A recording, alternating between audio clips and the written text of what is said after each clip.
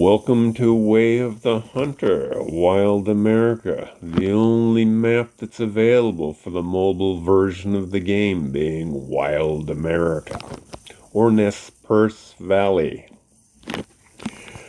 This is the game as it plays on mobile, both Android and Apple devices. Presently, I am playing on an Android device, a Samsung Tab, that's tablet, S6, which is one of their premium devices, an older device. It has 12 gigabytes of RAM, which is pretty good for when it came out. But its Octa-core processor is maxed. It's got one core that does only 2.8 gigahertz, and the others are 2.4, I believe. So I'm using an older device, and this game will definitely test it. I'd like to show you how to control lag on your device. The place you're going to start is in the game settings. Before we get started here, I'd like to also mention my video here is 2,560 pixels wide by 1,600 pixels deep. The game does not present as that. The maximum width of the game is 1,728 pixels, whether on Android or an Apple device, any mobile device. That's the maximum that I believe 9 Rock Games has allowed for any mobile device. So if you're playing on a quality mobile device, you probably have more pixels than that. And to see the pixel count in the other direction, I would suggest going in and taking a picture in the game, and you'll see the pixel size that it comes out at. Now, back to controlling lag. There's not a lot in the first section there in game. Generally you can do, that's just, there is one thing there. Field of view. I've got it set at 80. I don't know what the maximum, the minimum are, but if you set it to the wide view as possible, there's a potential you will induce more lag. So I would suggest not going into the extreme wide angle view, unless you're going to cut down on depth of view by adjusting various other settings elsewhere in the settings here. Now, HUD elements. I've got sound visualization on. That is going to be somewhat of a processor hog. I find with the games, it's not all open fields. You get into the woods, or you get into elevation changes and ridges and such. You can track animals by the sounds they make a little better than you can by trying to spot them. So I've left that on. I found it's not going to be worth it to turn that off just to save on the lag. Below that, aim assistance. I've got that turned off. With the binoculars and your guns, you can see the animals, and when you do, it will automatically track them if you leave that on. However, if you shoot an animal, you only injure it, you're going to see your picture swipe all over the place, or it's going to follow another animal that runs in front of the animal you shot, and you may not find the blood spot you left where you hit the animal to find out whether you should track it to get the kill. So I've got that turned off. That is, it will only show up periodically, as I say. And I found it just saves a lot of processor at that time, particularly as I decide I'm leaving sound visualization on. HUD's crosshair, that's only a little dot that shows in the center of the screen to show where your guy is always looking. It doesn't work particularly well when taking a video, and I prefer not to play with it on. You could test that whether you want to use it. It should not affect lag. Tutorials I've got turned off only because I've finished the story part of the game, and there's no point in having the tutorials come up. I've made it a fair ways into the game. Now down to the lower part here, where hold and toggle. That's just the activation of buttons, whether you will actually hold and continue to press the button or not, or it activates the button or not, or whether when you touch the button, it toggles. There's not a lot there that's going to affect lag, and neither does cloud save, but you're going to want to use cloud save because you're going to invest a fair amount of time in playing this unreal game. It really is an unreal game for a mobile device that plays offline. It's a very, very good game. It's got quite good graphics. And if you see the sun come up over a ridge and you start turning your head, you'll know what I mean. Don't want to look at the bright sky for then, or if you're trying to track some ducks in the bright sky and you can't find them because it's so bright. Okay, here's where you're really going to be going to look to adjust lag. Notice I said I'm using an older device and I've got it turned up to 60 frames a second. I was not able to start the game at 60 frames a second, so if you're playing the test version of the game, do not go to the 60 frames a second. You'll never get there, and I'll explain why you'll never get there shortly. If you pay for the rest continuing into the game, you can get to 60 frames a second. And for those that got the paid version of the game, I'll explain how you get to 60 frames a second. I've turned all the other up there in the general to max, except I've turned anti-aliasing off. I was not even able to turn it back on, and I've heard from somebody who plays on I've heard from people that play on Apple devices, they cannot turn it on either. The place that you'll really notice that is when you're driving your vehicle.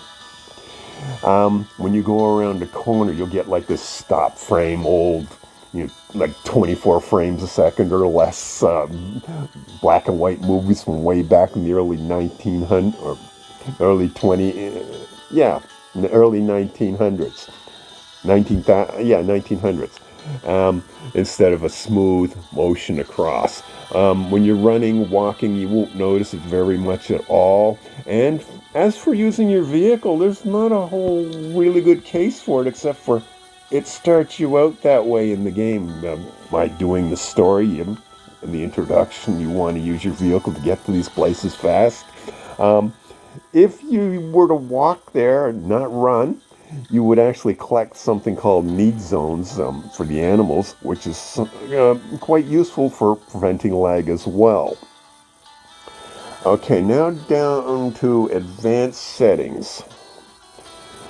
Okay, I've got everything down there maxed out except vegetation. Why did I turn the vegetation? The vegetation goes from there to low to ultra high.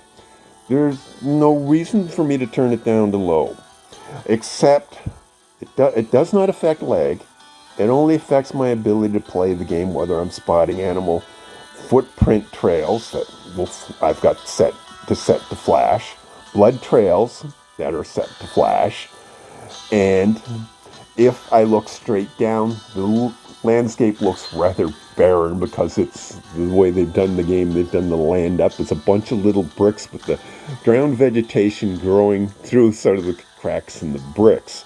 The higher you set that, there seems the thicker that vegetation gets, and perhaps slightly taller. I'm not sure about taller, but definitely it gets thicker. And that foliage only affects the ground vegetation, not the trees. So you can play with that as you like. I've set it to low just to make the game a little easier, because the game started me out in the middle level of adventure, and I found it a little tough, particularly starting out. It's getting a little easier as I get into the game, but it's still pretty demanding. Okay. Here we go in audio. There is something in here I found does affect lag. I turned ambient sound down. I turned it completely off. It really kills me that I had to do that, because it really affects the ambience of the game. kills a lot of the realism, but after a while, the only thing I'm missing sort of is when I'm in the swamps, I'm missing the frogs chirping. But it does affect lag. You may want to check that yourself. Controls. You have the ability to touch, their touch sensitivity to adjust quite significantly, and your controller sensitivity, along with some ability of adjusting your vehicle when you're using the vehicle steering and such. These are not going to really affect the lag issue. There's nothing in there. And in touch, they give you instructions on what everything means in the game, which goes quite well with the part of the game, the encyclopedia. Now, Hunter Sense here. I did make a little adjustment in here to help out with lag slightly. There's not a lot you can do in here. I adjusted bullet impact energy because I'm using categorizing which animals I'm going to hit on what tier of gun I'm using. I'm not going to be checking all the time whether I've got enough energy to take out an animal. I am going to be quickly taking my shot when I can, picking out my animal when I can, which sometimes means rushing my shot, changing from my binoculars to my weapon. So I will not be able even to check impact energy. I just get used to what distances I can usually get a kill or enough damage to the animal to get a short track to collect the carcass. Droppings identification, I didn't find that particularly useful in the game, so I turned it off because the droppings seem to give you the same details of whether it's recent or just been a while for the whole day, so it didn't seem to make a lot of difference to me. Okay, here we are in accessibility. These will not affect lag for the most part. But I will tell you something about adjusting something here. Color blindness. Do not touch it unless you absolutely have to. It will be the first thing you should touch if you have to, because it will change your other settings. If you haven't got a recording of your other settings, you'll have to find them again. Blood color. Do not go with the default red blood color. There are some parts of the map where the predominant vegetation is yellow and red, and the red blood color does not show up, and you want to play at a low enough level that your blood actually flashes. At adventure, the blood trail does flash. It doesn't show up sometimes very well all the time. It can take a long time to track it, and I have turned it to magenta. Some say to turn it to purple, but I go with magenta. I don't know what the other color is, and I'm not going to adjust it because it might change something else on me. Head bob. I thought that might be my character, but I don't think it is. I think it's Animal's character's head bob. I'm not sure of that, but I've turned it down fairly low just in case. And all of the down below do not affect lag at all. They're just preferences for how things show up after I've harvested a kill. Now, there are more things you can do to adjust lag in the game, and I'll have to go into actually playing the game to show them to you, because it's not all just things you can do in settings. It is a very complex game. There are things flashing. You're painting in a map. And, well, I've got things flashing. I'll have those activated by touching Hunter Sense, the eyeball there on the lower left. You notice the green thing up on the top, the white thing in the center, which is sound visualization, and the dark border around the frame. Now, if I pull out a pair of binoculars, I've got a pair of binoculars. Okay. There we go. I can see through that sound visualization, and I can identify which particular animal I want to zoom in on. And you notice I had the green when the sound visualization was there. There it is again. If I long press the eyeball, I only get to see sound visualization of what's in front of me with the white rings. I don't know if you'd call them rings or not, but now I'm going to turn the others back, and you could get to see like a radar all around you, which is centered on your center of your HUD if you were to have the little dot. So any that are down in the lower spot here would be sort of behind you. Okay, now those do use a fair amount of process, and they do use a lot when you, very significant amount when you startle a herd. And sometimes when something comes charging at you, and say a sheep or a moose, you can't move, you can't get another shot at it. It's something coming at you. It completely uses up your processor. Excuse me. Now, I'm going to show you the other thing in here that I came in here for. The main thing. I've been playing this game for quite a few hundred hours. Probably close to a little over 1,000 already. And you notice my map, it doesn't really have any black spots in it. There are some. If I zoom in here on She-Devil territory, you'll see right up against the border there on the left, there's a little bit of black spot right up against the edge. And there's also a little black spot. I'm going to put a pin there. Right there. There's a little section of mountain I wasn't able to get to paint that in. Why did I paint all that in?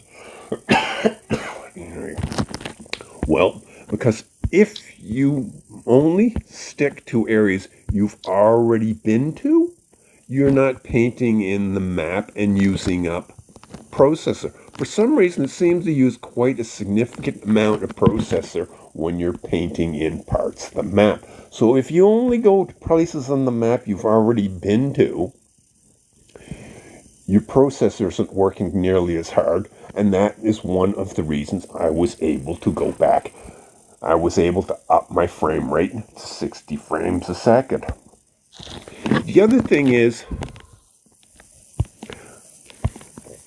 all these animals, they all have something called need zones. When you've got your hunter sense activated, unfortunately I'm not seeing any right in front of me now, so what I'm going to do, I'm going to go back into here.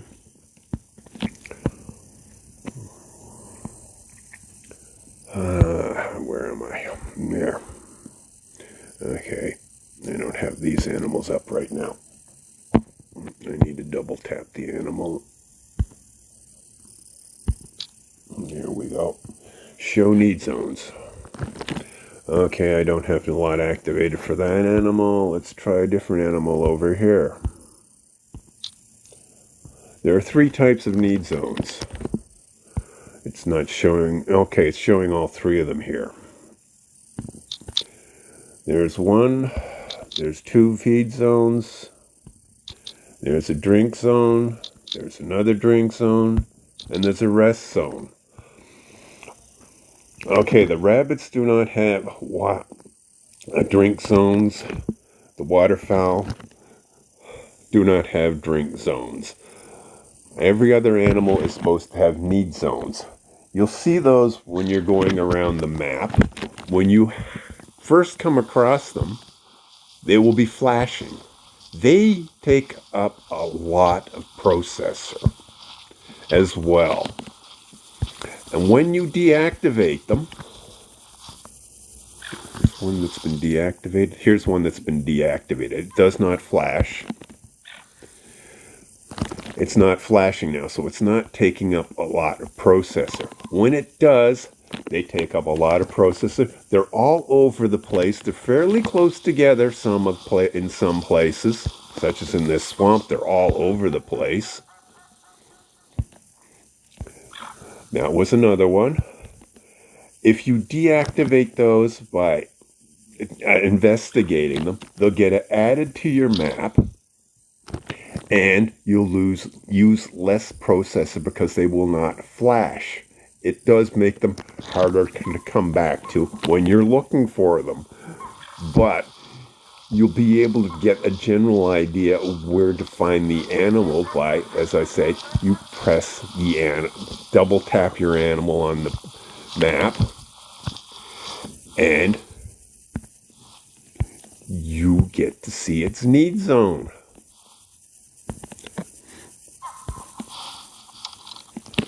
And when you know where its need zone is, you can look up in the encyclopedia.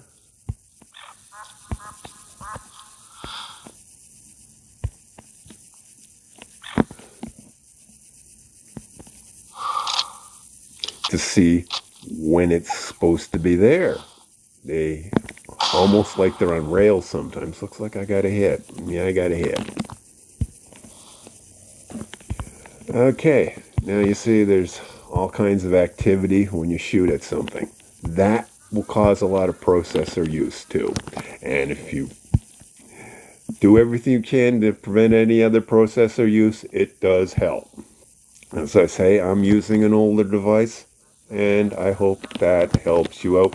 But before I go, let's show you one other thing.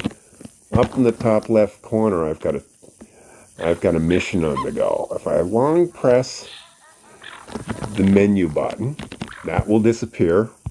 It'll help me see more of the screen when I'm going looking for need zones. It cleans up the picture a little bit. And I'm going to long press it to activate it again. I'm going to short press it to go into here. I'm going to go into objectives. That's where tasks are, missions. I'll call them the same thing. Let's go to the top one here, it says activate.